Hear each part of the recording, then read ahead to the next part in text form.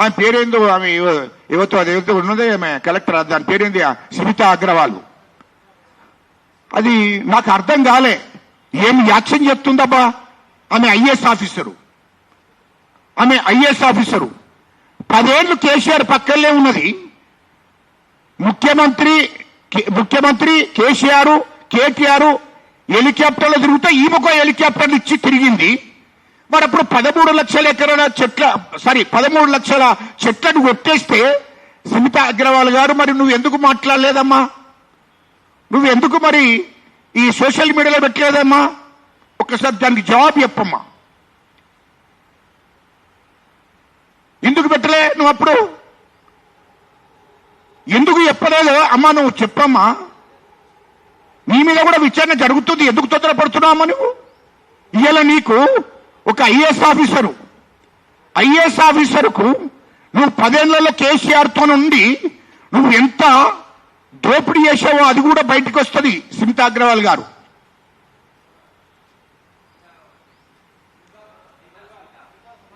సుమిత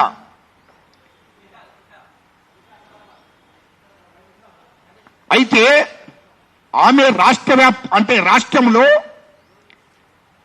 కీలకమైన పోస్టులో ఉంది. మరి 13 లక్షల చెట్లను నరకంగా చూసి ఒక్కనాడు కూడా ఆ మాట ఏం మాట్లాడలేదు.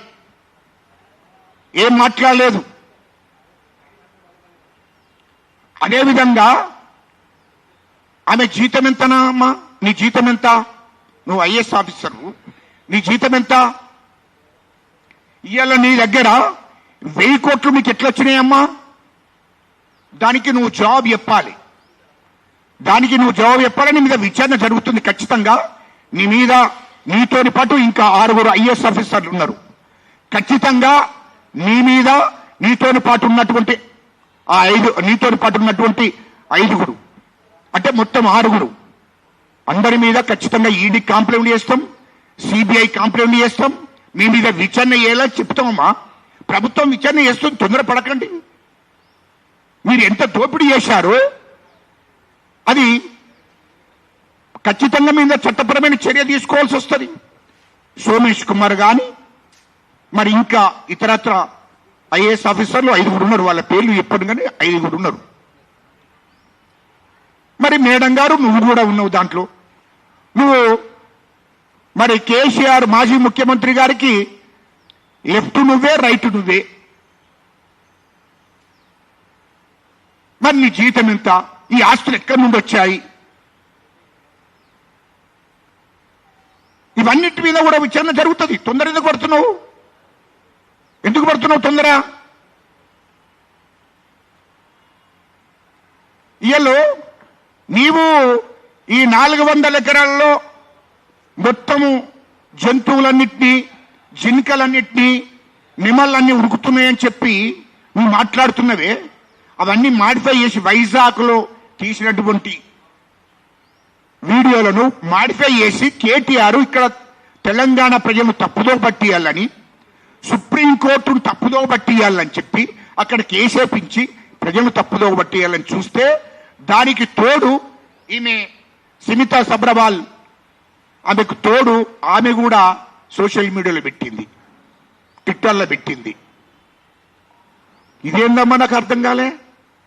నువ్వు ప్రభుత్వ అధికారివి, ఐఏఎస్ ఆఫీసరు, ప్రభుత్వంలో ఉండి రిజైన్ చేసి నువ్వు కూడా రాజకీయాలు చెయ్యమ్మా.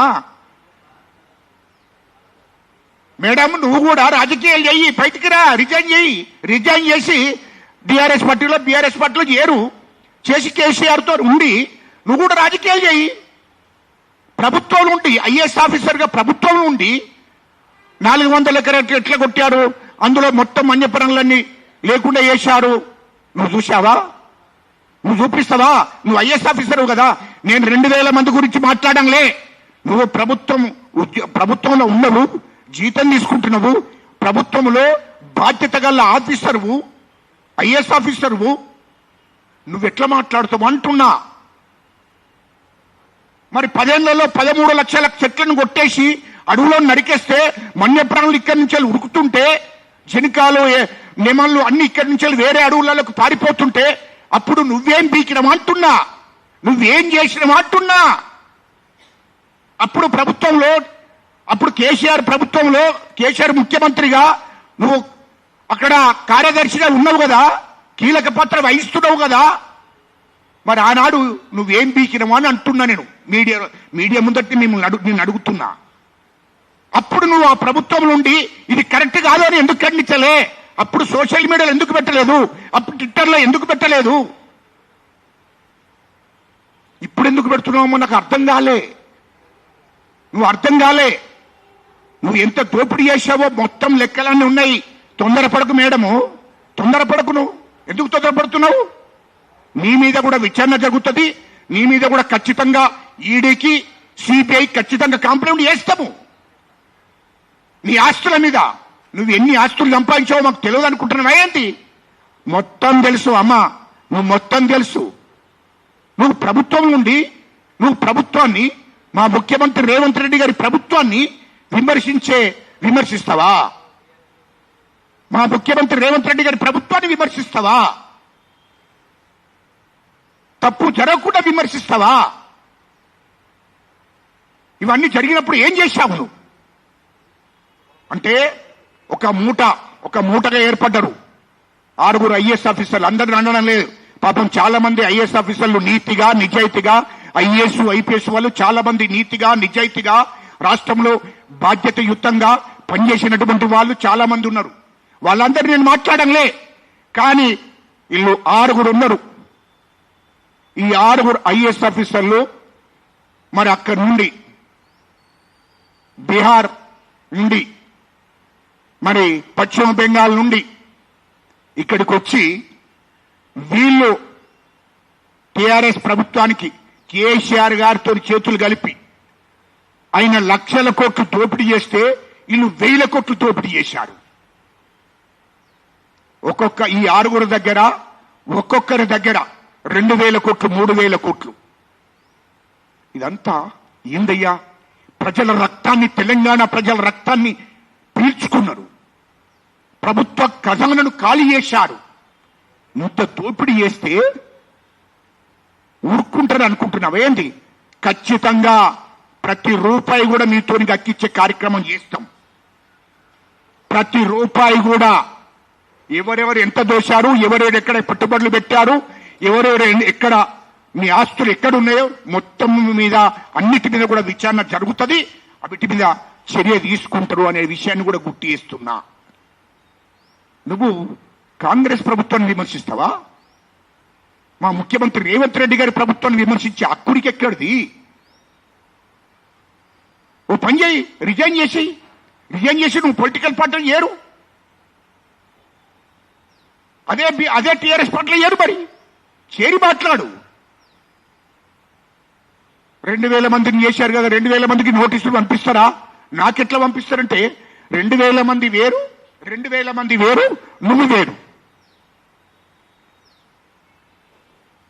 2000 మంది వేరు, నువ్వు వేరు. నువ్వు ప్రభుత్వంలో బాధ్యతయుతంగా ఉండాలి. అది మర్చిపోయి నువ్వు మాట్లాడుతున్నావు. నువ్వు కేసీఆర్ కేటీఆర్ తో చేతులు కలిపి ఎన్నెన్ని దోపిడీ చేశారో తెలియదా? నీతో పాటు ఇంకా 5 ఐఏఎస్ ఆఫీసర్లు, మొత్తం మీరు 6. కేసీఆర్ తోని కేటీఆర్ తోని చేతులు కలిపి రాష్ట్రంని ఏ విధంగా దోపిడీ చేశారో మొత్తము ఈడీతో విచారణ జరుగుతుంది, సిబిఐతో విచారణ చేపిస్తాం. ఎందుకమ్మా, ఎందుకు తొందరపడుతున్నారు? మీరు తొందరపడకండి. మీరు కూడా ఊసలు లెక్క పెడతారు. గుర్తు పెట్టుకో మేడం, నువ్వు కూడా గుర్తు పెట్టుకో అంటున్నా.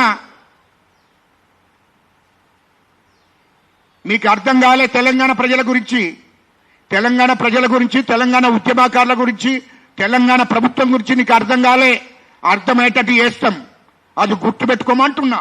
విదేశాల్లో ఉన్నత విద్యను చదువుకోవాలని అనుకుంటున్నారా? అయితే వెంటనే ఫ్లైగ్రాడ్ ఓవర్సీస్ ఎడ్యుకేషన్ కన్సల్టెన్సీని సంప్రదించండి. మీ విదేశీ కలలను సాకారం చేసుకోండి. ఫ్లైగ్రాడ్